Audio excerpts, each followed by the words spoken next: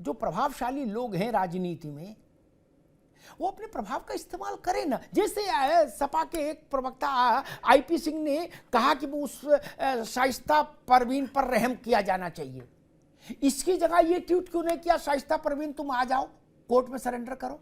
नहीं, समाजवादी पार्टी भी अगर उनको सरेंडर कराने की में भूमिका निभाए तो कोई गलत बात नहीं है। मैं उसकी आलोचना नहीं करूंगा, मैं उसका कहूंगा अच्छी बात है, न्याय के समक्ष लाए ना अपराधी को, ठीक है, अच्छी बात है। जयप्रकाश जी ने सरेंडर कराया था, विनोबा जी ने कराया था। कोई आज तक ये नहीं बोल रहा कि तुम आ जाओ सरेंडर कर दो। क्यों? मुख्तार अंसारी के भाई अफजाल अंसारी बसपा से मेंबर ऑफ पार्लियामेंट है, सपा में भी रहे वो पूरा परिवार लंबे समय तक, सबके अच्छे रिश्ते हैं, कार्यकर्ताओं से नहीं टॉप ब्रासेस से उनके रिश्ते हैं दोनों पार्टी में। मुख्तार अंसारी की पत्नी वांटेड है, 50,000 रुपए का इनाम है। क्या ये नहीं होना चाहिए कि आप आओ, वे यहां हाजिर हो? क्या टकराव भी आमंत्रित करते हैं सब लोग? और जब टकराव हो जाता है तो कहते टकराव क्यों हुआ? चित भी, अटल जी कहते थे, चित भी मेरी पट भी मेरी, अंटा मेरे बाप का। अंटा मतलब सिक्का अगर खड़ा रह जाए, ये नहीं, ठीक है, हाजिर कराइए ना। एक बात आ रही है कि इन तीनों को मार क्यों नहीं दिया गया। ये भारत की अच्छाई है बुराई है, मैं इस पर नहीं जाता, मैं इससे सहमत हूं नहीं सहमत हूं इससे भी मतलब नहीं। कसाब को क्यों नहीं मार दिया था हमने? कितनी देर लग रही थी? कितना भी बड़ा आदमी हो, बाहुबली हो, बाहुबली का बाप हो, एक ही गोली पर्याप्त है, क्यों नहीं मारा? मार सकते थे, जब पकड़ ही लिया था तो मारने में कितनी देर लग रही थी? इसका मतलब भारत का मूल चरित्र वो नहीं, हमने उस पर 100 करोड़ रुपया खर्च कर दिया, मालूम था इसको मरना है, ये फांसी के अलावा कहीं नहीं जाएगा। कुछ आए थे बुद्धिजीवी, सुप्रीम कोर्ट को चिट्ठी लिख दिए बड़े बड़े, बोले जी इसकी एक बार और रात में 2:30 बजे हियरिंग करो। क्यों? खैर चलिए वो भी हुआ। अभी फूलन देवी का उल्लेख आया, फूलन मेरे निकट रही, जब सांसद रही उस दौरान मैं उसकी व्यथा कथा को जानता था। रास्ता दिया ना इसी भारत के कानून ने।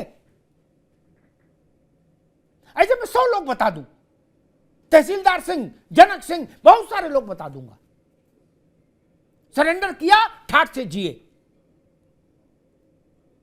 बढ़िया। लेकिन फूलन देवी और अतीक में एक अंतर समझ लीजिए। राय साहब ये बात गूगल में नहीं आएगी जो बता रहा हूं। फूलन देवी जब सांसद हुई उससे कुछ वर्ष पहले ही, कई वर्ष पहले ही अपराध की दुनिया को तिलांजलि दे चुकी थी, और ये जब विधायक हुए उसके बाद भी सटासट गोली मारते थे। क्या ये सक्रिय अपराधी और विधायक दोनों एक साथ रहे, सक्रिय अपराधी और सांसद दोनों एक साथ रहे। फूलन के साथ ऐसा नहीं था, माफ करिएगा, ये अंतर है, इसलिए एक कतार में नहीं खड़ा कर सकता ना। मुख्तार और अतीक के साथ ये अंतर है,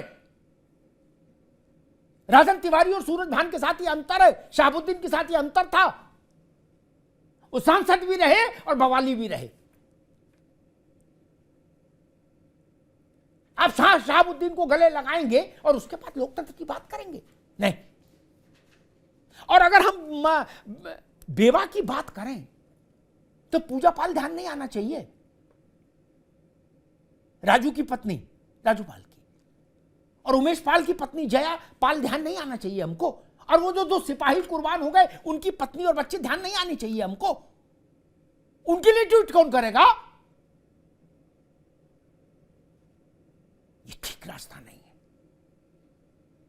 और मुकदमे वापसी की बात मैं फिर स्पष्ट कर दूं, कोई भी सरकार चाह सकती है कि अपने लोगों से मुकदमे हट जाए, अच्छी बात है, लेकिन किसी भी सरकार के पास, उत्तर प्रदेश में 403 सीटें हैं, कोई पार्टी 403 एमएलए भी जीत के आ जाए और सारे मुख्यमंत्री और सारे मंत्री मिलकर एक लेटर पैड पे लिख दो कि हम मुकदमा वापस ले रहे हैं, फिर भी मुकदमा वापस नहीं होगा।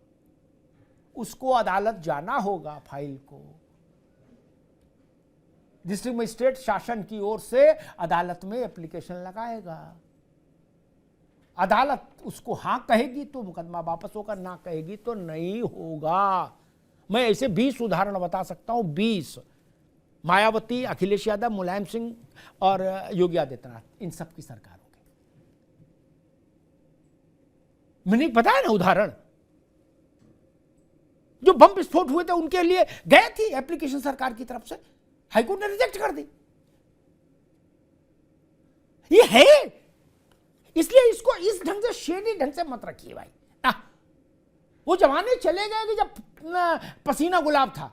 अब कोई माई का लाल वापस नहीं ले सकता, मंत्री हो मुख्यमंत्री हो, उससे क्या फर्क पड़ता है। इसलिए ये झूठ का प्रपंच कोई ना फैला। और अगर सरकार के प्रस्ताव पर अदालत की मोहर लगी है तो फिर आपको उसमें बहस करने की जरूरत नहीं। आप हायर कोर्ट में जाइए, फिर यहां मत बोलिए। सुप्रीम कोर्ट जाइए, अगर हाई कोर्ट ने छोड़ा है, सरकार का प्रस्ताव माना है, लोअर कोर्ट जिला कोर्ट ने माना है तो हाई कोर्ट जाइए। कोई जाने को तैयार नहीं। और आखिरी बात कहता हूं, ये दोहरा व्यवहार ठीक नहीं। इमरान प्रतापगढ़ी को अतीक अहमद के लिए सुप्रीम कोर्ट नहीं जाना चाहिए था? जो उनके दिल के टुकड़े थे, जाना चाहिए था ना? क्यों नहीं गए?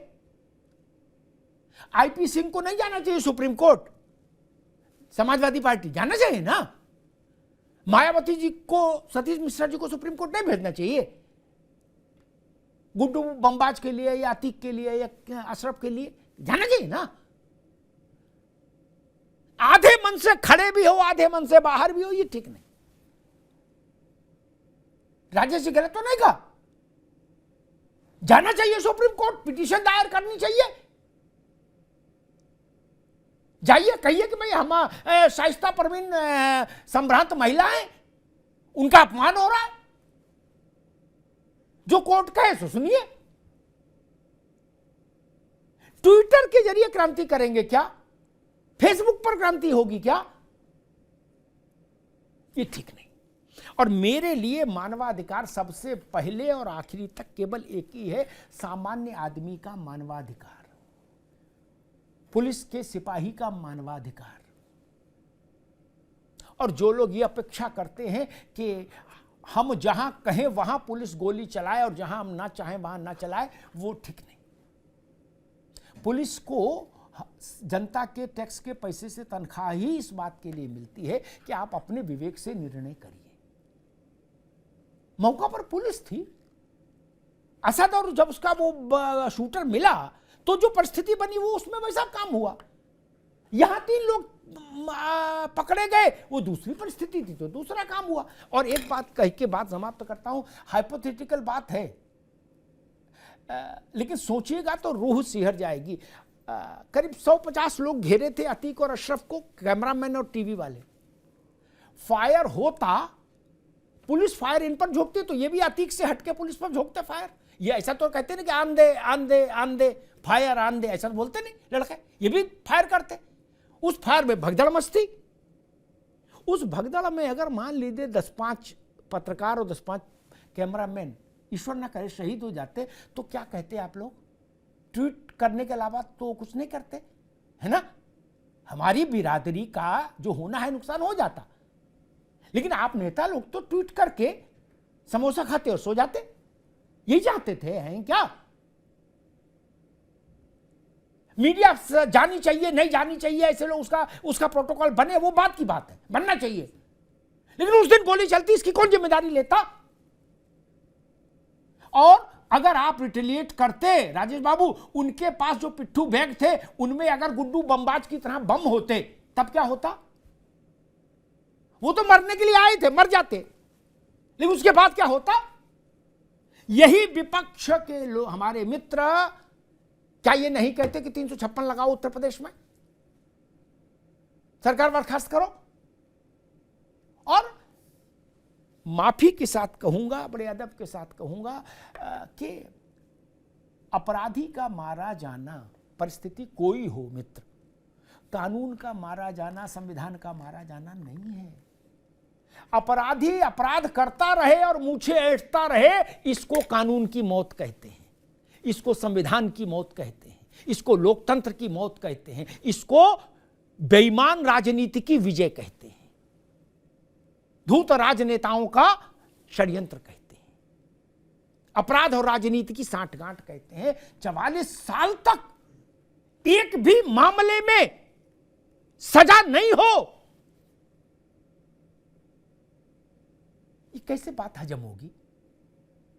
आज नहीं हजम, आज भी नहीं हजम हो रही, 100 साल बाद भी इतिहास से लिखा जाएगा, ये बात हजम नहीं होगी। 44 साल तक सजा नहीं हुई किसी मामले में। सिटिंग एमएलए का मर्डर है। उस समय की बाइट देखिए जब राजू मारा गया था, अतीक उस समय की बाइट दे रहे हैं, हमारी सरकार में कुछ भी छुपाने को नहीं है, मेरी सरकार ने फैसला किया है कि एफआईआर लिखी जाएगी, एफआईआर लिख गई। मेरी सरकार जो नेम्ड है वो कह रहा मेरी सरकार। ये राजनीति के लिए अशुभ है। राजनीति के शुद्धिकरण का अभियान जितनी जल्दी परवान चढ़े उतना शुभ है, देश के लिए, हम सबके लिए, आम आदमी के लिए, गरीब के लिए।